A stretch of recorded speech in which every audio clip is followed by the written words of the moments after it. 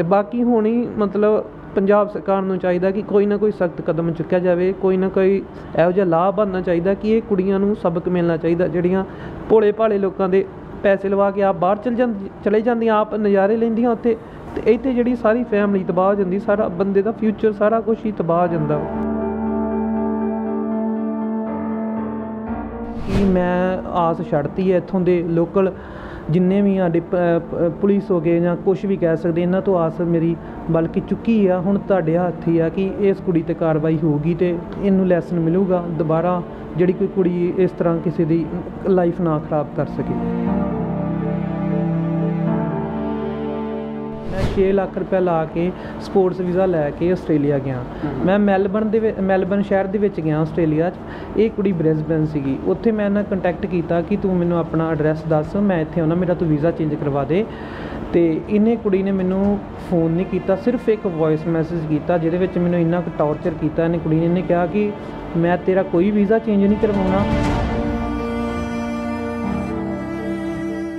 ਹੁਣ ਹੀ ਅਸੀਂ ਹੱਥ ਜੋੜ ਕੇ ਪੰਜਾਬ ਪੁਲਿਸ ਅੱਗੇ ਬੇਨਤੀ ਕਰਦੇ ਹਾਂ, ਕਿਰਪਾ ਕਰਕੇ ਹੁਣ ਹੀ ਸਾਡਾ ਪਰਚਾ ਦਰਜ ਕੀਤਾ ਜਾਵੇ ਇਸ ਕੁੜੀ 'ਤੇ, ਇਸ ਦੇ ਮਾਂ-ਬਾਪ 'ਤੇ, ਜੋ ਸਾਡੇ ਨਾਲ ਐਡਾ ਤੱਕ ਫਰੋਡ ਕਰਕੇ ਗਏ ਆ ਕਿ ਸਾਰੀ ਮੇਰੀ ਲਾਈਫ ਖਰਾਬ ਕਰ ਗਏ, ਮੇਰੇ ਪੇਰੈਂਟਸ ਦੀ ਵੀ ਲਾਈਫ ਸਾਰੀ ਖਰਾਬ ਕਰ ਗਏ।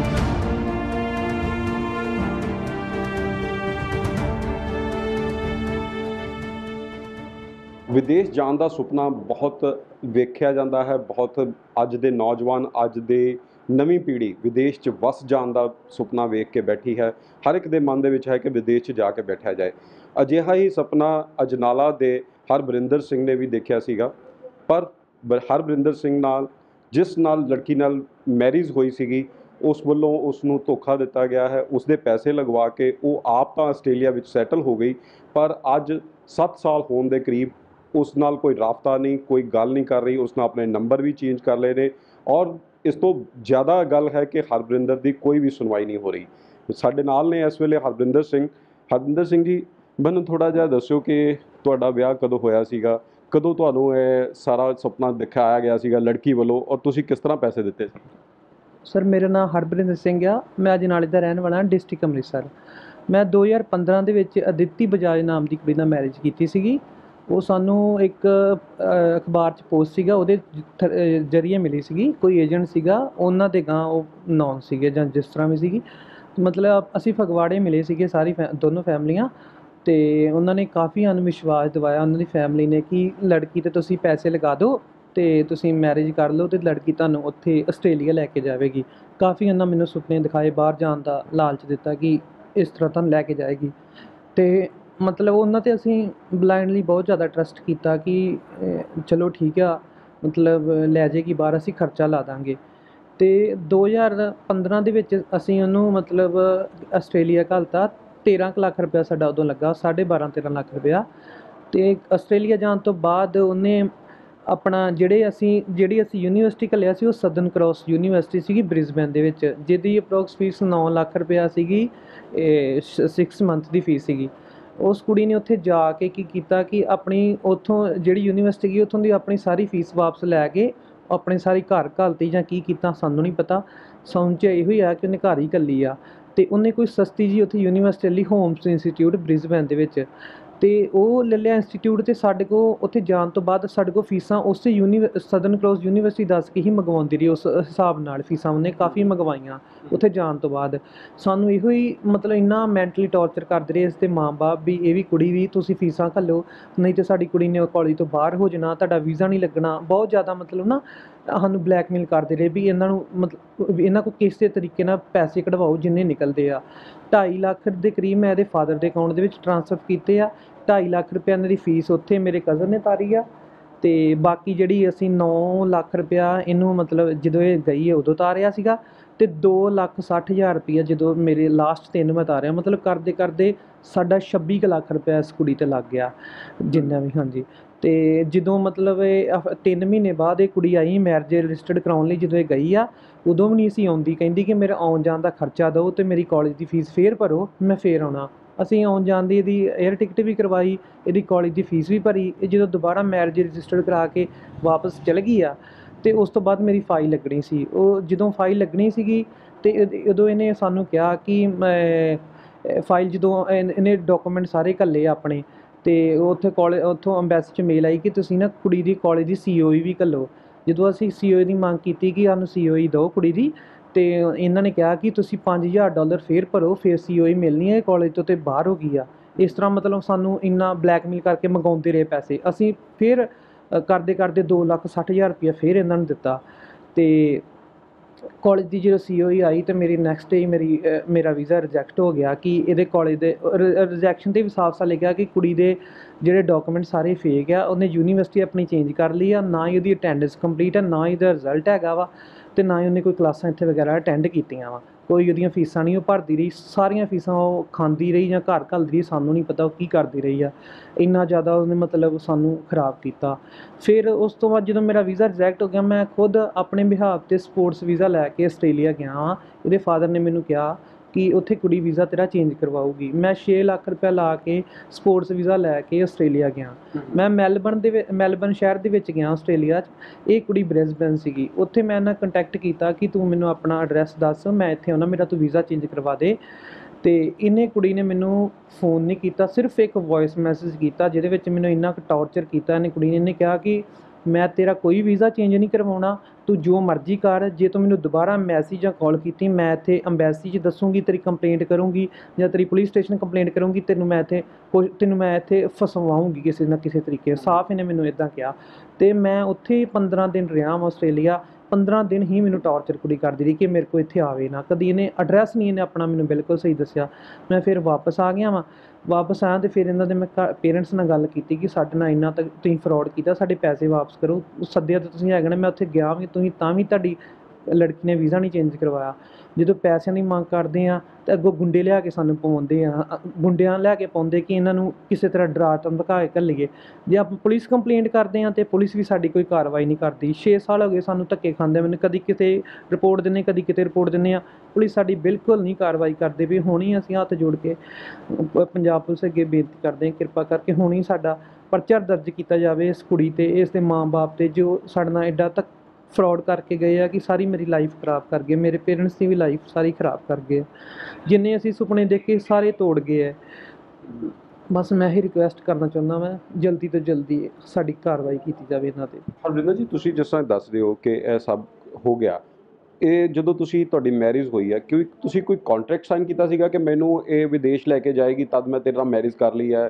ਕੰਟਰੈਕਟ ਮੈਰਿਜ ਹੋਈ ਸੀਗੀ ਜਾਂ ਤੁਸੀਂ ਆਨੰਦ ਕਾਰਜ ਤੁਹਾਡਾ ਹੋ ਗਿਆ ਸੀਗਾ, ਆਨੰਦ ਕਾਰਜ ਤੋਂ ਬਾਅਦ ਤੁਸੀਂ ਉਹਨਾਂ ਨੂੰ ਭੇਜਿਆ ਆਪਣੇ ਪੈਸੇ ਦੇ ਕੇ ਕਿ ਉਹਨਾਂ ਦੇ ਘਰ ਵਾਲੇ ਨਹੀਂ ਖਰਚਣੇ ਪੈਸੇ, ਜਾਂ ਤੁਸੀਂ ਉਹਨਾਂ ਨਾਲ ਕੋਈ ਕੰਟੈਕਟ ਕੀਤਾ ਸੀਗਾ?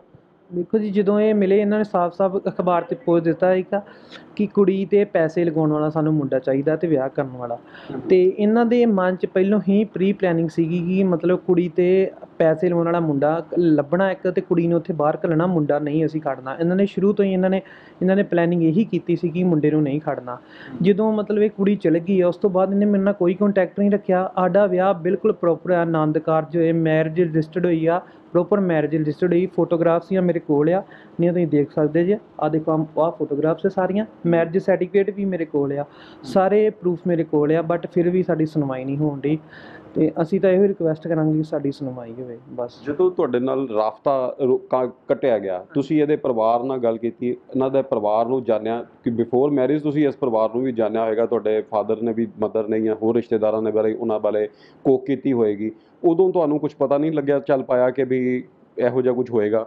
ਬਿਫੋਰ ਮੈਰਿਜ ਅਸੀਂ ਬਿਲਕੁਲ ਵੀ ਇਨਕੁਆਇਰੀ ਨਹੀਂ ਕੀਤੀ। ਜਿਹੜੀ ਸਾਡੀ ਮੇਨ ਵੱਡੀ ਗਲਤੀ ਹੈ ਕਿ ਅਸੀਂ ਇਨਕੁਆਇਰੀ ਨਹੀਂ, ਅਸੀਂ ਏਜੰਟ ਦੇ ਕਹਿਣ 'ਤੇ, ਇਹਦੇ ਮਾਂ-ਬਾਪ ਦੇ ਝੂਠੇ ਦਿਲਾਸੇ ਦੇਣ 'ਤੇ, ਕਹਿਣ 'ਤੇ ਹੀ ਅਸੀਂ ਵਿਸ਼ਵਾਸ ਕਰ ਲਿਆ ਕਿ ਇਹਨਾਂ ਨੇ ਕਿਹਾ ਸਾਡੀ ਕੁੜੀ ਤੈਨੂੰ ਲੈ ਕੇ ਜਾਊਗੀ। ਬੜੇ ਮਿੱਠੇ ਪਿਆਰੇ ਇਹਨਾਂ ਨੇ ਹੋ ਗਏ, ਸਾਡੇ ਕੋਲ ਪੈਸੇ ਲਵਾ ਲਏ, ਅਤੇ ਅਸੀਂ ਬਿਲਕੁਲ ਇਨਕੁਆਇਰੀ ਨਹੀਂ ਕੀਤੀ। ਇਨਕੁਆਇਰੀ ਵੀ ਸਾਨੂੰ ਤਾਂ ਕਰਨੀ ਚਾਹੀਦੀ ਕਿ ਜੇ ਅਸੀਂ ਖੁਦ ਥੋੜ੍ਹਾ ਬਹੁਤ ਸਾਡੇ ਦਿਮਾਗ 'ਚ ਕੁਛ ਚੋਰ ਹੁੰਦਾ ਕਿ ਅਸੀਂ ਫਰੋਡ ਕੀਤਾ ਹੁੰਦਾ ਕਿਸੇ ਨਾਲ, ਸਾਨੂੰ ਪਤਾ ਹੁੰਦਾ ਕਿ ਇੱਦਾਂ ਦੀ ਵੀ ਦੁਨੀਆ ਹੈਗੀ, ਵੱਸਦੀ ਇਸ ਦੁਨੀਆ 'ਤੇ, ਅਸੀਂ ਇਸੇ ਚੱਕਰ 'ਚ ਹੀ ਇਨਕੁਆਇਰੀ ਨਹੀਂ ਕੀਤੀ। ਜਦੋਂ ਮਤਲਬ ਇਹਨੇ ਕੁੜੀ ਨੇ ਮੇਰੇ ਨਾਲ ਫਰੋਡ ਕੀਤਾ, ਦੈਨ ਅਸੀਂ ਜਦੋਂ ਇਨਕੁਆਇਰੀ ਕੀਤੀ ਤਾਂ ਸਾਨੂੰ ਪਤਾ ਲੱਗਾ ਕਿ ਇਹ ਜਿਹੜੇ ਘਰ ਦੇ ਵਿੱਚ ਰਹਿ ਰਿਹਾ ਉਹ ਕਿਰਾਏ ਦਾ ਘਰ ਆ, ਜਿਹੜਾ ਇਹ ਵੀ ਇਹਨੇ ਕਬਜ਼ਾ ਕੀਤਾ ਵਾ, ਅਤੇ ਉਹ ਵੀ ਘਰ ਨਹੀਂ ਛੱਡਦਾ। ਅਤੇ ਜਿਨ੍ਹਾਂ ਦਾ ਘਰ ਸੀਗਾ ਉਹਨਾਂ ਨੇ ਇਹਨੂੰ 15-20 ਲੱਖ ਰੁਪਏ ਦਿੱਤਾ ਅਤੇ ਫਿਰ ਇਹ ਘਰ ਛੱਡ ਕੇ ਗਿਆ ਵਾ, ਅਤੇ ਹੁਣ ਇਹ ਫਰਾਰ ਆ। ਹੁਣ ਆਪਣੀ ਇਸ ਦਾ ਲੜਕੀ ਦਾ ਬਾਪ ਆਪਣੀ ਭੈਣ ਕੋਲ ਰਹਿ ਰਿਹਾ ਚੰਡੀਗੜ੍ਹ 20 ਸੈਕਟਰ ਦੇ ਵਿੱਚ, ਜਿਹੜੀ ਇਹਦੀ ਭੈਣ ਬਹੁਤ ਜ਼ਿਆਦਾ ਇਹਦਾ ਸਾਥ ਦਿੰਦੀ ਹੈ ਇਸ ਗਲਤ ਕੰਮਾਂ ਦੇ ਵਿੱਚ। ਇਹਦੀ ਜਿਹੜੀ ਬਾਕੀ ਫੈਮਿਲੀ ਮੈਂਬਰ ਹੈ, ਜਿਸ ਤਰ੍ਹਾਂ ਤੁਸੀਂ ਉਹਦੀ ਭੈਣ ਦਾ ਜ਼ਿਕਰ ਕੀਤਾ ਹੈ, ਉਹ ਕੀ ਕਰਦੇ ਨੇ? ਇਹਦਾ ਭੈਣ ਭਰਾ ਹੋਰ ਕੀ ਕਰਦੇ ਨੇ? ਉਹਦੇ ਫਾਦਰ ਕੀ ਕਰਦੇ ਨੇ, ਜਿਹੜੇ ਹੁਣ ਕਿੱਥੇ ਰਹਿੰਦੇ ਨੇ? ਇਹਦੀ ਇੱਕ ਸਿਸਟਰ ਆ, ਸ਼ਿਵਾਨੀ ਬਜਾਜ ਕਰਕੇ ਨਾਮ ਦੀ ਆ। ਤੁਹਾਨੂੰ ਮੈਂ ਪਹਿਲੇ ਫੋਟੋ ਦਿਖਾਵਾਂਗਾ ਕਿ ਤੁਸੀਂ ਚੰਗੀ ਤਰ੍ਹਾਂ ਕੈਮਰੇ ਤੇ ਜ਼ੂਮ ਕਰਕੇ ਦੇਖੋ। ਇਹ ਕੁੜੀ ਵੀ ਫਰਾਡ ਕਰਕੇ ਗਈ ਆ ਜਲੰਧਰ ਦੇ ਕਿਸੇ ਮੁੰਡੇ ਦੇ ਨਾਲ। ਇੱਥੇ ਫੋਟੋ ਨਹੀਂ ਮੈਂ ਤੁਹਾਨੂੰ ਦਿਖਾਉਂਦਾ, ਆਹ ਦੇਖੋ, ਆਹ ਫੋਟੋ ਆ ਕੁੜੀ ਦੀ। ਇਹਦਾ ਨਾਮ ਸ਼ਿਵਾਨੀ ਬਜਾਜ ਆ।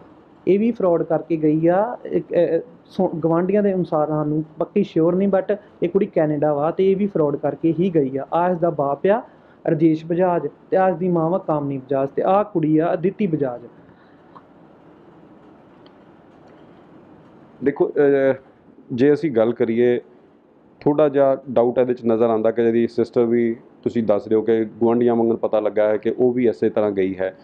ਤੁਹਾਡੇ ਨਾਲ ਪੁਲਿਸ ਦੀ ਕੋਈ ਸੁਣਵਾਈ ਤੁਸੀਂ ਇਹਦੇ 'ਚ ਕੋਈ ਆਪਣੇ ਨਾਲ ਹੋਈ ਫਰਾਡ ਬਾਰੇ, ਜਾਂ ਤੁਹਾਡੇ ਨਾਲ ਜਿਹੜਾ ਧੋਖਾ ਕੀਤਾ ਗਿਆ ਹੈ, ਤੁਸੀਂ ਪੁਲਿਸ ਨਾਲ ਰਾਬਤਾ ਕੀਤਾ ਹੈ? ਪੁਲਿਸ ਨੇ ਕੁਝ ਕਿਹਾ ਤੁਹਾਨੂੰ? ਪੁਲਿਸ ਨਾਲ ਅਸੀਂ ਰਾਬਤਾ ਕੀਤਾ ਸੀਗਾ। ਸਾਡਾ ਕੇਸ ਸੀਗਾ, ਸੰਜੀਵ ਠਾਕੁਰ ਸੀਗੇ ਈਓ ਵਿੰਗ ਦੇ ਵਿੱਚ, ਜਿਹੜੇ SHO ਦੀ ਪੋਸਟ 'ਤੇ ਸੀ। ਉਹਨਾਂ ਨੂੰ ਸਾਰਾ ਕੇਸ ਦੱਸਿਆ ਵੀ, ਉਹਨਾਂ ਨੇ ਬਲਕਿ ਸਾਰੇ ਪ੍ਰੂਫ ਕਲੈਕਟ ਵੀ ਕਰ ਲਏ। ਐਂਡ ਮੂਵਮੈਂਟ 'ਤੇ ਜਦੋਂ ਇਸ ਪਾਰਟੀ ਨੂੰ ਫੜਨਾ ਸੀਗਾ, ਮੈਨੂੰ ਨਹੀਂ ਪਤਾ ਇਹਨਾਂ ਦੇ ਵਿੱਚ ਕੀ ਡੀਲ ਹੋਈ ਜਾਂ ਕੀ ਹੋਇਆ, ਮੈਨੂੰ ਨਹੀਂ ਇਸ ਚੀਜ਼ ਦਾ ਕਨਫਰਮ। ਉਹਨਾਂ ਨੇ ਮਤਲਬ ਕਹਿ ਤਾ ਕਿ ਮੇਰੇ ਵੱਸ 'ਚ ਨਹੀਂ ਕੇਸ ਹੈਗਾ, ਮੈਂ ਇੱਦਾਂ ਹੋ ਜਾਣਾ, ਇੱਦਾਂ ਕਰਕੇ ਉਹ ਪਿੱਛੇ ਹੋ ਗਏ ਪੈਰ। ਅਤੇ ਉਸ ਤੋਂ ਬਾਅਦ ਮੇਰੇ ਫਾਦਰ ਸਾਹਿਬ ਦੀ ਇੰਨੀ ਕੁ ਹਾਲਤ ਖ਼ਰਾਬ ਹੋ ਗਈ, ਉਹ DMC ਹਸਪੀਟਲ ਦਾਖਲ ਰਹੇ ਆ। ਉਹਨਾਂ ਦੇ ਪੇਟ ਦੇ ਵਿੱਚ ਟਿਊਮਰ ਸੀਗਾ, ਉੱਥੇ ਉਹ ਦਾਖਲ ਰਹੇ। ਹਾਂ, ਅਸੀਂ ਤਾਂ ਉੱਧਰ ਹੀ ਹੋ ਗਏ, ਸਾਡਾ ਤਾਂ ਧਿਆਨ ਹੀ ਸਾਰਾ ਉੱਧਰ ਚਲਾ ਗਿਆ ਕਿ ਬਾਅਦ 'ਚ ਮਤਲਬ ਹੁਣ ਥੋੜ੍ਹੇ ਬਹੁਤ ਠੀਕ ਹੋਏ ਆ, ਅਤੇ ਆਪਾਂ ਦੁਬਾਰਾ ਇਸ ਚੀਜ਼ ਲਈ ਇਸ ਕਰਕੇ ਉੱਠੇ ਹਾਂ ਕਿਉਂਕਿ ਆਪਾਂ ਬਹੁਤ ਜ਼ਿਆਦਾ ਥੱਲੇ ਲੱਗ ਗਏ ਹਾਂ, ਬਹੁਤ ਜ਼ਿਆਦਾ ਫਰਾਡ ਦੇਖ ਲਿਆ ਵਾ, ਬਹੁਤ ਸਾਡੇ ਪੈਸੇ ਖਰਾਬ ਹੋ ਚੁੱਕੇ। ਸਾਡੇ ਹੱਥ ਜੋੜ ਕੇ ਬੇਨਤੀ ਆ ਕਿ ਇਸ ਕੁੜੀ 'ਤੇ ਸਖਤ ਤੋਂ ਸਖਤ ਕਾਰਵਾਈ ਕੀਤੀ ਜਾਵੇ, ਇਸ ਨੂੰ ਡਿਪੋਰਟ ਕੀਤਾ ਜਾਵੇ ਆਸਟ੍ਰੇਲੀਆ ਤੋਂ।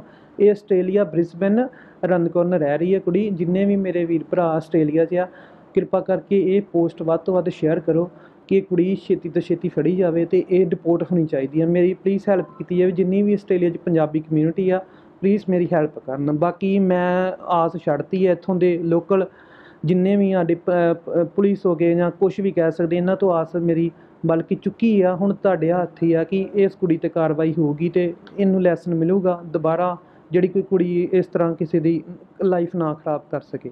ਬਿਲਕੁਲ। ਕੁੜੀ, ਤੁਸੀਂ ਦੱਸ ਰਹੇ ਹੋ ਕਿ ਤੁਹਾਡੇ ਨਾਲ ਧੋਖਾ ਦਿੱਤਾ ਹੈ, ਕੁੜੀ ਨੇ ਪ੍ਰੋਮਿਸ ਕੀਤਾ ਸੀਗਾ ਕਿ ਜਿਸ ਤਰ੍ਹਾਂ ਤੁਸੀਂ ਪਿਤਾ ਜੀ ਦੱਸੋ ਕਿ ਜਦੋਂ ਤੁਸੀਂ ਬੇਟੇ ਦਾ ਸ਼ਾਦੀ ਕੀਤੀ ਸੀਗੀ, ਤੁਸੀਂ ਲੜਕੀ ਦੇ ਉੱਤੇ ਪੈਸੇ ਲਗਾਦੇ, ਬੇਟੇ 'ਤੇ ਕਿਉਂ ਨਹੀਂ ਉਦੋਂ ਪੈਸੇ ਲਗਾਏ ਕਿ ਬੇਟਾ ਪੈਸੇ ਖਰਚ ਕੇ ਆਸਟ੍ਰੇਲੀਆ ਜਾ ਸਕਦਾ ਜਾਂ ਵਿਦੇਸ਼ ਕਿਤੇ ਹੋਰ ਜਾ ਸਕਦਾ ਸੀ? ਸਰ ਦੇਖੋ, ਅੱਜ ਕੱਲ੍ਹ ਥੋੜ੍ਹਾ ਜਿਹਾ ਲੜਕਿਆਂ ਦਾ ਨਾ ਮਤਲਬ ਪੜ੍ਹਾਈ ਦੇ ਪੱਖੋਂ ਹੁੰਦਾ ਕਿ ਲੜਕੀਆਂ ਜਿਹੜੀਆਂ ਨੇ ਥੋੜ੍ਹਾ ਜਿਹਾ ਮਿਹਨਤ ਕਰ ਲੈਂਦੀਆਂ ਨੇ, ਲੜਕੇ ਘੱਟ ਕਰਦੇ ਨੇ। ਅਤੇ ਕੁਝ ਇਹ ਵੀ ਗੱਲ ਸੀ, ਕੁਝ ਅਸੀਂ ਕਿਹਾ ਵੀ ਦੋਵੇਂ ਜਣੇ ਮਤਲਬ ਮੈਰਿਜ ਦੇ ਯੋਗ ਹੈਗਾ ਬੇਟਾ, ਅਤੇ ਦੋਵੇਂ ਜਣੇ ਜਾਣਗੇ ਅਤੇ ਆਪਣਾ ਜਿਹੜਾ ਉੱਥੇ ਸੈਟਲ ਹੋ ਜਾਣਗੇ। ਅਤੇ ਅਸੀਂ ਚਲੋ ਪੈਸੇ ਥੋੜ੍ਹੇ ਬਹੁਤੇ ਅਸੀਂ ਲੋਨ ਲਾਨ 'ਤੇ ਚੁੱਕ ਕੇ ਅਤੇ ਲਗਾ ਦਿੱਤੇ, ਅਤੇ ਅਸੀਂ ਕਿਹਾ ਵੀ ਉਹਨਾਂ ਦੀ ਲੜਕੀ ਦੀ ਵੀ ਹੈਲਪ ਹੋ ਜਾਊਗੀ ਅਤੇ ਚਲੋ ਲੜਕਾ ਵੀ ਸੈੱਟ ਹੋ ਜੂ। ਅਸੀਂ ਤਾਂ ਇਹ ਸੁਪਨਾ ਲਿਆ ਸੀ, ਅਤੇ ਸਾਨੂੰ ਇੰਨਾ ਗਾੜੀ ਪਤਾ ਨਹੀਂ ਸੀ ਕਿ ਇਹ ਮਤਲਬ ਸਾਡੇ ਨਾਲ ਆਹ ਚੀਜ਼ ਵਾਪਰਨ ਵਾਲੀ ਆ। ਅਤੇ ਮੈਂ ਇੱਕ ਮੁਲਾਜ਼ਮ ਹਾਂ, ਅਤੇ ਮੁਲਾਜ਼ਮਾਂ ਕੋਲ ਤੁਹਾਨੂੰ ਪਤਾ ਕਿੰਨੀ ਕੁ ਪ੍ਰੋਪਰਟੀ ਹੁੰਦੀ ਆ। ਉਹ ਸਿਰਫ ਆਪਣਾ ਮਕਾਨ ਬਣਾ ਸਕਦਾ ਅਤੇ ਬੱਚਿਆਂ ਨੂੰ ਪੜ੍ਹਾ ਸਕਦਾ, ਅਤੇ ਬਾਕੀ ਸਾਰਾ ਕੰਮ ਉਹਨੇ ਲੋਨ ਦੇ ਉੱਤੇ ਹੀ ਕਰਨਾ ਹੁੰਦਾ। ਅਤੇ ਜਦੋਂ ਸਾਡੇ ਨਾਲ ਇਹਨਾਂ ਨੇ ਇਹ ਵਿਸ਼ਵਾਸਘਾਤ ਕੀਤਾ, ਅਤੇ ਜਦੋਂ ਸਾਨੂੰ ਪਤਾ ਲੱਗਿਆ 16 ਦੇ ਵਿੱਚ ਇਹਦੀ ਰਿਜੈਕਸ਼ਨ ਲੱਗ ਗਈ, ਉਹਨੇ ਸਾਡੇ ਨਾਲ ਕਾਗਜ਼ ਪੱਤਰ ਜਿਹੜੇ ਸੀ ਉਹ ਪੂਰੇ ਨਹੀਂ ਕੀਤੇ। ਇੰਸਟੀਟਿਊਸ਼ਨ ਉਹਨੇ ਬਦਲ ਲਈ, ਫੀਸਾਂ ਦਾ ਵੀ ਗਾਂਹ-ਪਛਾਂ ਕਰ ਲਿਆ। ਜਦੋਂ ਅਸੀਂ ਫੀਸ ਪਾਉਂਦੀ ਸੀ, ਅਸੀਂ ਕਹਿੰਦੇ ਸੀ ਬੇਟੇ ਤੁਸੀਂ ਆਪਣੀ ਜਿਹੜੀ ਯੂਨੀਵਰਸਿਟੀ ਦੀ ਜਿੱਥੇ ਥਾਂ ਪਹਿਲੀ ਫੀਸ ਤਾਰੀ ਆ ਉਹਦੀ ਰਸੀਦ ਭੇਜੋ। ਜਦੋਂ ਉਹਨਾਂ ਨੇ ਸਾਨੂੰ ਰਸੀਦ ਵਗੈਰਾ ਨਹੀਂ ਭੇਜੀ, ਅਤੇ ਤਾਂ ਸਾਨੂੰ ਜਿਹੜਾ ਨਾ ਡਾਊਟ ਜਿਹਾ ਹੋਣਾ ਸ਼ੁਰੂ ਹੋਇਆ ਕਿ ਕੋਈ ਕਾਲਾ ਮਾਲਾ ਜਿਹਾ ਗੜਬੜੀ ਚੱਲ ਰਹੀ ਆ। ਉਸ ਤੋਂ ਸਾਡਾ ਜਿਹੜਾ ਵਿਸ਼ਵਾਸ ਚੁੱਕਿਆ ਗਿਆ। ਅਸੀਂ ਫਿਰ ਵੀ ਉਹਨਾਂ ਦੀ ਸ਼ੋਰਟੀ ਦੇ ਅਤੇ ਕਿ ਉਹ ਜਿੱਦਾਂ ਉਹਨਾਂ ਨੇ ਕਹਿਣਾ ਕਿ ਤੁਸੀਂ ਇੰਨੀ ਫੀਸ ਤਾਰ ਦਿਓ ਅਤੇ ਉਹਦੀ ਉੱਥੋਂ ਯੂਨੀਵਰਸਿਟੀ ਤੋਂ ਜਿਹੜੀ ਕਲੀਅਰੈਂਸ ਆ ਜਾਊਗੀ ਅਤੇ ਵੀਜ਼ਾ ਲੱਗ ਜਾਏਗਾ। ਅਸੀਂ ਫਿਰ ਵੀ ਇਸ ਤੋਂ ਬਾਅਦ ਵੀ ਜਿਹੜੀ ਫੀਸ ਗਾਂਹ ਜਿਵੇਂ ਹੁੰਦਾ ਕਿ ਇੰਨੇ ਕੁ ਡੁੱਬੇ ਹਾਂ ਅਤੇ ਹੋਰ ਡੁੱਬ ਜੀ ਵਾਲੀ ਗੱਲ ਦੇ ਵਿੱਚ ਅਸੀਂ ਜ਼ਿਆਦਾ ਹੀ ਡੁੱਬਦੇ ਗਏ, ਅਤੇ ਇਹ ਚੀਜ਼ ਜਿਹੜੀ ਆ ਸਾਡੇ ਨਾਲ ਇਸ ਤਰ੍ਹਾਂ ਹੋਈ ਆ। ਅਤੇ ਤੁਸੀਂ ਫਿਰ ਦੱਸਿਓ, ਤੁਸੀਂ ਉਸ ਏਜੰਟ ਨਾਲ ਨਹੀਂ ਗੱਲ ਕੀਤੀ ਕਿ ਤੂੰ ਸਾਡਾ ਜਿਸ 'ਤੇ ਰਿਸ਼ਤਾ ਕਰਾ ਦਿੱਤਾ ਹੈ, ਉਹ ਕਿਉਂਕਿ ਉਹ ਵਿਚਕਾਰ ਮੀਡੀਏਟਰ ਸੀਗਾ, ਉਸ ਦੇ ਨਾਲ ਤੁਹਾਡੀ ਗੱਲ ਹੋਈ ਹੋਵੇ, ਉਹਦੇ ਖਿਲਾਫ ਕੋਈ ਕਾਰਵਾਈ ਕੀਤੀ ਹੋਵੇ, ਤੁਸੀਂ ਉਹਦਾ ਖਿਲਾਫ ਵੀ ਨਾਂ ਲਿਖਾਇਆ ਹੋਵੇ ਕੇਸ ਦੇ ਵਿੱਚ? ਉਹ ਏਜੰਟ ਵੇਖੋ, ਜਦੋਂ ਆਪਾਂ ਕੰਪਲੇਂਟ ਲਿਖਾਈ ਉਦੋਂ ਸਾਰਿਆਂ ਜਿੰਨੇ ਵੀ ਏਜੰਟ ਜਿੰਨੇ ਵੀ ਇਸ ਕੇਸ ਵਿੱਚ ਇਨਵੋਲਵ ਵੀ ਸਾਰਿਆਂ ਦੇ ਨਾਮ ਲਿਖਾਏ ਸੀਗੇ। ਬਲਕਿ ਜਿਹੜੀ ਪੁਲਿਸ ਆ ਉਹ ਪਤਾ ਕੀ ਸੋਚਦੀ ਆ, ਉਹ ਸੋਚਦੀ ਕਿ ਏਜੰਟ ਹੀ ਮੇਨ ਟਾਰਗੇਟ ਆ, ਬਟ ਇਹ ਗੱਲ ਨਹੀਂ ਆ। ਏਜੰਟ ਨੂੰ ਫੀਸ ਪਾਈ, ਏਜੰਟ ਨੇ ਗਾਂਹ ਫੀਸ ਟ੍ਰਾਂਸਫਰ ਕਰਤੀ। ਮੇਨ ਵੇਖੋ ਇਹਦੇ ਵਿੱਚ ਫਾਇਦਾ ਹੈ ਕੁੜੀ ਦਾ, ਕੁੜੀ ਦੇ ਮਾਂ-ਬਾਪ ਦਾ। ਜਿਹੜੀ ਮੇਨ ਪਾਰਟੀ ਹੈ ਕੁੜੀ ਆ, ਕੁੜੀ ਦੇ ਮਾਂ-ਬਾਪ ਆ। ਏਜੰਟ ਨੂੰ ਮੈਂ ਦੋਸ਼ੀ ਨਹੀਂ ਮੰਨਦਾ, ਕਿਉਂਕਿ ਏਜੰਟ ਨੇ ਖੁਦ ਕੁੜੀ ਨੂੰ ਨਹੀਂ ਜੰਮਿਆ, ਏਜੰਟ ਨੂੰ ਕੁਛ ਨਹੀਂ ਪਤਾ, ਏਜੰਟ ਦਾ ਕੋਈ ਕਸੂਰ ਨਹੀਂ ਆ। ਬਾਰ-ਬਾਰ ਪੁਲਿਸ ਏਜੰਟ 'ਤੇ ਹੀ ਟਾਰਗੇਟ ਕਰਦੀ ਹੈ। ਮੈਂ ਇੱਕੋ ਹੀ ਰਿਕੁਐਸਟ ਕਰਨਾ ਚਾਹੁੰਦਾ ਕਿ ਏਜੰਟ 'ਤੇ ਨਾ ਕੀਤਾ ਜਾਵੇ। ਉਹਨਾਂ ਵਿਚਾਰਿਆਂ ਨੂੰ ਆਪਣੀ ਜ਼ਿੰਦਗੀ ਜੀਣ ਦਿੱਤੀ ਹੈ। ਇੱਕ ਨਾ ਜੇ ਉਹਨਾਂ ਮਲਾਤ ਆ, ਉਹਨਾਂ ਨੇ ਉਹ 'ਤੇ ਇੰਨੀ ਰਾਂ ਹਰਾਸ ਹੋਏ ਆ, ਪੰਜਾਬ ਪੁਲਿਸ ਦੇ ਹੱਥੋਂ ਡਰਦੇ ਵਿਚਾਰੇ ਹਰਾਸ ਹੋਈ ਗਏ ਆ ਕਿ ਉਹ ਬਹੁਤ ਜ਼ਿਆਦਾ ਟੌਰਚਰ ਕਰਦੇ। ਏਜੰਟ ਨੂੰ ਹੀ ਕਰਦੇ। ਜਿਹੜਾ ਮੇਨ ਆਪਾਂ ਬਹੁਤ ਵਾਰ ਰਿਕੁਐਸਟ ਕੀਤੀ ਕਿ ਸਰ ਇਹਨਾਂ ਦੇ ਨੂੰ ਟਾਰਗੇਟ ਕਰੋ, ਮੇਨ ਕੁੜੀ ਟਾਰਗੇਟ ਆ, ਇਹ ਐਸ਼ ਲੈ ਰਹੀ ਆ ਉੱਥੇ, ਇਹਦੇ ਮਾਂ-ਬਾਪ ਦਾ ਫਾਇਦਾ ਹੋਣ ਡਿਆ, ਉਹ ਆਪਣੇ ਮਾਂ-ਬਾਪ ਨੂੰ ਪੈਸੇ ਘੱਲਣ, ਅਸੀਂ ਰੋਲ ਡੇ ਆ। ਏਜੰਟ ਦਾ ਕੀ ਕਸੂਰ ਇਸ ਵਿੱਚ? ਏਜੰਟ ਦਾ ਕੋਈ ਕਸੂਰ ਨਹੀਂ ਹੈਗਾ। ਇੱਕ ਕੇਸ ਹੋ ਗਿਆ ਸੀਗਾ ਜਿੱਥੇ ਲੜਕੇ ਨੇ ਸੁਸਾਈਡ ਕਰ ਲਿਆ ਸੀਗਾ ਕਿ ਮੇਰੇ ਨਾਲ ਵਿਦੇਸ਼ ਗਈ ਲੜਕੀ ਨੇ ਰਾਬਤਾ ਬੰਦ ਕਰ ਦਿੱਤਾ, ਉਹਨੇ ਸੁਸਾਈਡ ਕਰ ਲਿਆ। ਉਸ ਤੋਂ ਬਾਅਦ ਹੁਣ ਹੌਲੀ-ਹੌਲੀ ਕਰਕੇ ਨੌਜਵਾਨ ਅੱਗੇ ਆ ਰਹੇ ਨੇ ਜਿਨ੍ਹਾਂ ਨਾਲ ਲੜਕੀਆਂ ਧੋਖਾ ਕਰ ਗਈਆਂ, ਬਾਹਰ ਚਲੇ ਗਈਆਂ, ਉਹਨਾਂ ਦੇ ਪੈਸਿਆਂ ਦੇ ਉੱਤੋਂ। ਪਹਿਲੇ ਨਹੀਂ ਆਈਆਂ, ਪਹਿਲੇ ਲੜਕਿਆਂ ਨੇ ਕਿਸੇ ਨੇ ਵੀ ਕੋਈ ਨਹੀਂ ਕੀਤੀ। ਹੁਣ ਤੁਹਾਨੂੰ ਕੀ ਉਮੀਦ ਹੈ? ਕਿਉਂਕਿ ਲੜਕੀ ਦਾ ਮਾਮਲਾ ਹੋਵੇ, ਲੜਕੀ ਦਾ ਕੇਸ ਹੋਵੇ ਤੇ ਪੁਲਿਸ 'ਚ ਸੁਣਵਾਈ ਹੋ ਜਾਂਦੀ ਹੈ, ਪਰ ਲੜਕੇ ਦੀ ਕੋਈ ਸੁਣਵਾਈ ਨਹੀਂ ਹੋ ਰਹੀ। ਦੇਖੋ ਜੀ, ਜਦੋਂ ਲਵਪ੍ਰੀਤ ਜਿਹੜਾ ਸੀ, ਜਦੋਂ ਦੀ ਉਹਨੇ ਸੁਸਾਈਡ ਅਟੈਂਪਟ ਕਰ ਲਿਆ, ਕਾਫੀ ਸਾਡੇ ਪੰਜਾਬ ਦੇ ਵਿੱਚ ਮੁੰਡੇ ਆ ਜਿਨ੍ਹਾਂ ਦੇ ਨਾਲ ਇੰਨੀ ਫਰੋਡਬਾਜ਼ੀ ਹੋਈ ਆ। ਸਿਰਫ ਤੋਂ ਸਿਰਫ ਲੋਕ ਆਪਣੀ ਇੱਜ਼ਤ ਤੋਂ ਡਰਦੇ ਕੋਈ ਗੱਲ ਨਹੀਂ ਸੀ ਕਰਦੇ, ਬਟ ਜਦੋਂ ਉਹਨਾਂ ਨੂੰ ਪਤਾ ਐਂਡ 'ਤੇ ਹੋਣਾ ਕੀ ਆ, ਬੰਦਾ ਸੁਸਾਈਡ ਹੀ ਕਰੇਗਾ, ਇਸ ਤੋਂ ਇਲਾਵਾ ਹੋਰ ਕੁਛ ਨਹੀਂ ਹੋਣਾ। ਕਿਉਂਕਿ ਜਦੋਂ ਉਹਦੇ ਕੋਲ ਕੁਛ ਅੱਗੇ ਦਾ ਸਾਧਨ ਨਹੀਂ ਰਿਹਾ, ਕੋਈ ਪੈਸਾ ਨਹੀਂ ਰਿਹਾ, ਕੀ ਕਰੂਗਾ? ਮਾਂ-ਬਾਪ ਉਹਦੇ ਹੁੰਦਾ ਕਰਜ਼ਾ ਚੁੱਕਿਆ, ਉਹ ਕਿੱਦਾਂ ਕਰਜ਼ਾ ਉਤਾਰੂਗਾ? ਪੰਜਾਬ ਸਰਕਾਰ, ਤੁਹਾਨੂੰ ਪਤਾ ਇੱਥੇ ਪੰਜਾਬ 'ਚ ਤਾਂ ਕੰਮਕਾਰ ਕੋਈ ਹੈ ਨਹੀਂ ਆ। ਸਿਰਫ ਹਰ ਇੱਕ ਨੇ ਸੋਚਣਾ ਦਾ +2 ਕਰ ਲਓ, ਬਾਹਰ ਚਲ ਜਾਓ ਕਿਸੇ ਨਾ ਕਿਸੇ ਤਰੀਕੇ। ਅਤੇ ਜਦੋਂ ਉਹਨੇ ਉਹਦੀ ਸੁਸਾਈਡ ਅਟੈਂਪਟ ਕਰ ਲਿਆ, ਸਾਰੇ ਮੁੰਡਿਆਂ ਨੂੰ ਇਹ ਹੋ ਗਿਆ ਕਿ ਅਸੀਂ ਵੀ ਤਾਂ ਇਹੋ ਹੀ ਕੁਛ ਕਰਨਾ ਦੁਬਾਰਾ, ਅਤੇ ਕਿਉਂ ਨਾ ਹੁਣ ਆਪਣੀ ਜਿਹੜੀ ਸਾਡੀ ਤਾਂ ਬਰਬਾਦੀ ਹੋ ਗਈ ਹੈ, ਅਤੇ ਆਪਾਂ ਹੁਣ ਉੱਠ ਕੇ ਬਾਹਰ ਆਈਏ, ਕਿਤੇ ਸਾਡੀ ਸੁਣਵਾਈ ਹੋ ਜਾਏ। ਇਹਦੇ ਮੁੰਡੇ ਨੇ, ਉਹਨੇ ਤਾਂ ਚਿਰ ਨੇ ਕੁਰਬਾਨੀ ਦੇ ਦਿੱਤੀ, ਅਤੇ ਬਾਕੀ ਹੁਣ ਹੀ ਮਤਲਬ ਪੰਜਾਬ ਸਰਕਾਰ ਨੂੰ ਚਾਹੀਦਾ ਕਿ ਕੋਈ ਨਾ ਕੋਈ ਸਖਤ ਕਦਮ ਚੁੱਕਿਆ ਜਾਵੇ, ਕੋਈ ਨਾ ਕੋਈ ਇਹੋ ਜਿਹਾ ਲਾਭ ਬਣਨਾ ਚਾਹੀਦਾ ਕਿ ਇਹ ਕੁੜੀਆਂ ਨੂੰ ਸਬਕ ਮਿਲਣਾ ਚਾਹੀਦਾ, ਜਿਹੜੀਆਂ ਭੋਲੇ ਭਾਲੇ ਲੋਕਾਂ ਦੇ ਪੈਸੇ ਲਵਾ ਕੇ ਆਪ ਬਾਹਰ ਚਲੇ ਜਾਂਦੀਆਂ, ਆਪ ਨਜ਼ਾਰੇ ਲੈਂਦੀਆਂ ਉੱਥੇ, ਅਤੇ ਇੱਥੇ ਜਿਹੜੀ ਸਾਰੀ ਫੈਮਿਲੀ ਤਬਾਹ ਹੋ ਜਾਂਦੀ, ਸਾਰਾ ਬੰਦੇ ਦਾ ਫਿਊਚਰ ਸਾਰਾ ਕੁਛ ਹੀ ਤਬਾਹ ਹੋ ਜਾਂਦਾ। ਅਸੀਂ ਤਾਂ ਬਸ ਇਹੋ ਹੀ ਮੰਗ ਕਰਦੇ ਹਾਂ ਕਿ ਇਹਨਾਂ 'ਤੇ ਕੜੀ ਤੇ ਕੜੀ ਸਖਤ ਕਾਰਵਾਈ ਹੋਣੀ ਚਾਹੀਦੀ ਇਹਨਾਂ 'ਤੇ। ਸ਼ੁਕਰੀਆ ਜੀ, ਤੁਸੀਂ ਹੌਸਲਾ ਰੱਖੋ, ਜ਼ਰੂਰ ਕੋਈ ਨਾ ਕੋਈ ਪੁਲਿਸ ਕਾਰਵਾਈ ਹੋਏਗੀ। ਹਰਬਿੰਦਰ ਸਿੰਘ ਇਹ ਅਜਨਾਲਾ ਵਾਸੀ ਨੇ ਜਿਨ੍ਹਾਂ ਦੇ ਨਾਲ ਲੁਧਿਆਣਾ ਦੀ ਅਦਿਤੀ ਬਜਾਜ ਵੱਲੋਂ ਧੋਖਾ ਕੀਤਾ ਗਿਆ ਹੈ। ਸ਼ਾਦੀ ਹੋ ਗਈ ਸੀ 2015 ਦੇ ਵਿੱਚ, ਔਰ 2015 ਦੇ ਵਿੱਚ ਇਹਨਾਂ ਦੇ ਪੈਸੇ ਇਹਨਾਂ ਕੋਲੋਂ ਹੀ ਲਗਵਾ ਕੇ ਇਹਨਾਂ ਨੇ 25 ਤੋਂ 30 ਲੱਖ ਰੁਪਈਆ ਜਿਹੜਾ ਉਸ ਨੂੰ ਲਗਾ ਕੇ ਆਸਟ੍ਰੇਲੀਆ ਭੇਜਿਆ। ਪਰ ਉਸ ਤੋਂ ਬਾਅਦ ਜਿਹੜੀ ਆਸ, ਜਿਹੜੀ ਉਮੀਦ ਇਹਨਾਂ ਨੂੰ ਸੀ ਕਿ ਲੜਕੀ ਉੱਥੇ ਚਲੇ ਗਈ ਹੈ, ਮੈਂ ਵੀ ਉੱਥੇ ਜਾ ਕੇ ਸੈੱਟ ਹੋ ਜਾਵਾਂਗਾ, ਪਰ ਉਹ ਲੜਕੀ ਜਿਹੜੀ ਹੈ ਅਦਿਤੀ ਬਜਾਜ, ਉਸਨੇ ਇਹਨਾਂ ਨਾਲ ਰਾਬਤਾ ਹੀ ਕਰਨਾ ਬੰਦ ਕਰ ਦਿੱਤਾ। ਟੈਲੀਫੋਨ ਜਿਹੜੇ ਨੰਬਰ ਸਨ ਉਹ ਵੀ ਚੇਂਜ ਕਰ ਲਏ, ਔਰ ਇਹਨਾਂ ਨੂੰ ਇੱਥੋਂ ਤੱਕ ਧਮਕੀ ਦਿੱਤੀ ਗਈ ਜਦੋਂ ਇਹ ਉੱਥੇ ਆਸਟ੍ਰੇਲੀਆ ਪਹੁੰਚੇ, ਕਿਸੇ ਹੋਰ ਤਰੀਕੇ ਦੇ ਨਾਲ ਆਸਟ੍ਰੇਲੀਆ ਦੇ ਪਹੁੰਚੇ, ਪਰ ਇਹਨਾਂ ਨੂੰ ਉੱਥੇ ਵੀ ਧਮਕੀ ਦਿੱਤੀ ਗਈ ਕਿ ਜੇ ਜ਼ਿਆਦਾ ਉਹਨਾਂ ਨੂੰ ਤੰਗ ਕੀਤਾ ਗਿਆ ਤੇ ਉਹ ਇਹਨਾਂ ਨੂੰ ਅੰਦਰ ਕਰਾ ਦੇਣਗੇ। ਹੁਣ ਹਰਬਿੰਦਰ ਸਿੰਘ ਸਿਰਫ ਤੇ ਸਿਰਫ ਇਹੀ ਮੰਗ ਕਰਦੇ ਨੇ ਕਿ ਉਸ ਨੂੰ ਡਿਪੋਰਟ ਕੀਤਾ ਜਾਵੇ, ਉਸ ਨੂੰ ਸਜ਼ਾ ਦਿੱਤੀ ਜਾਵੇ, ਕਿਉਂਕਿ ਉਹਨਾਂ ਦੇ ਨਾਲ ਇਨਵੋਲਵ ਉਹਨਾਂ ਦੇ ਮਾਂ-ਪਿਓ, ਉਹਨਾਂ ਦੀ ਭੈਣ ਜਿਹੜੀ ਕਿਸੇ ਦੇ ਪੈਸਿਆਂ ਦੇ ਤੇ ਹੀ ਕੈਨੇਡਾ ਗਈ ਹੈ, ਉਹ ਵੀ ਉਹਨਾਂ ਦੇ ਨਾਲ ਇਨਵੋਲਵ ਹੈ। ਉਹਨਾਂ ਨੂੰ ਸਖਤ ਸਜ਼ਾ ਮਿਲਣੀ ਚਾਹੀਦੀ ਹੈ। ਕੈਮਰਾ ਪਰਸਨ ਵਿਪਨ ਦੇ ਨਾਲ ਜੋਤੀ ਬਹਿਲ, दैनिक सवेरा टीवी, ਅੰਮ੍ਰਿਤਸਰ। ਅਲੀਸ਼ਾ ਬੇਗਮ, ਇੱਕ ਔਰਤ ਦਾ ਦੁੱਖ ਇੱਕ ਔਰਤ ਹੀ ਸਮਝ ਸਕਦੀ ਹੈ। ਰੂਹਾਨੀ ਅਤੇ ਕਾਲੀ ਸ਼ਕਤੀਆਂ ਦੀ ਮਾਲਕਨ, ਦੁਨੀਆ ਦਾ ਸਭ ਤੋਂ ਚਮਤਕਾਰੀ ਇਲਮ ਮੇਰੇ ਕੋਲ ਹੈ। ਮੇਰੇ ਕੀਤੇ ਨੂੰ ਕੋਈ ਕੱਟ ਨਹੀਂ ਸਕਦਾ। ਕਾਲਾ ਇਲਮ ਕਰਨਾ ਅਤੇ ਤੋੜਨਾ ਹਰ ਇੱਕ ਦੇ ਵੱਸ ਦੀ ਗੱਲ ਨਹੀਂ। ਪਰੇਸ਼ਾਨੀ ਜਿਵੇਂ ਲਵ ਮੈਰਿਜ, ਪਤੀ ਪਤਨੀ 'ਚ ਝਗੜਾ, ਸੌਤਨ ਦੁਸ਼ਮਣ ਤੋਂ ਛੁਟਕਾਰਾ, ਤਲਾਕ ਕੇਸ, ਬੁਰੇ ਸੁਪਨੇ, ਵਿਦੇਸ਼ ਯਾਤਰਾ, ਬੁਰੀ ਸੰਗਤ ਜਾਂ ਨਸ਼ਾ ਛੁਡਾਉਣਾ, ਬਿਮਾਰੀ 'ਚ ਦਵਾ ਨਾ ਲੱਗਣਾ। ਵਸ਼ੀਕਰਨ ਇੱਕ ਸੱਚਾਈ ਹੈ। ਵਸ਼ੀਕਰਨ ਕਰਵਾਓ, ਮਨ ਚਾਹਾ ਪਿਆਰ ਪਾਓ। ਕੀ ਤੁਹਾਡੀ ਕਿਸਮਤ 'ਚ ਲੋਟਰੀ ਦਾ ਯੋਗ ਹੈ ਜਾਂ ਨਹੀਂ? ਸੱਚਾਈ ਜਾਣੋ। ਲੋਟਰੀ ਨੰਬਰ ਪਾਓ, ਭਾਵੇਂ 649 ਹੋਵੇ ਜਾਂ ਲੋਟੋ ਮੈਕਸ। 11 ਘੰਟੇ 'ਚ ਕਰਵਾਓ ਹਰ ਪਰੇਸ਼ਾਨੀ ਦਾ ਹੱਲ ਘਰ ਬੈਠੇ। ਅਸ਼ਟਾਮ ਪੇਪਰ ਤੇ ਲਿਖ ਕੇ ਲਵੋ ਕੰਮ ਦੀ ਗਾਰੰਟੀ। ਜਾਂ ਕਹਿਣੇ ਤੋਂ ਬਾਹਰ ਹੈ, ਤੁਰੰਤ ਸੰਪਰਕ ਕਰੋ। ਤੁਹਾਡੀ ਹਰ ਗੱਲ ਗੁਪਤ ਰੱਖੀ ਜਾਵੇਗੀ। ਅਲੀਸ਼ਾ ਬੇਗਮ।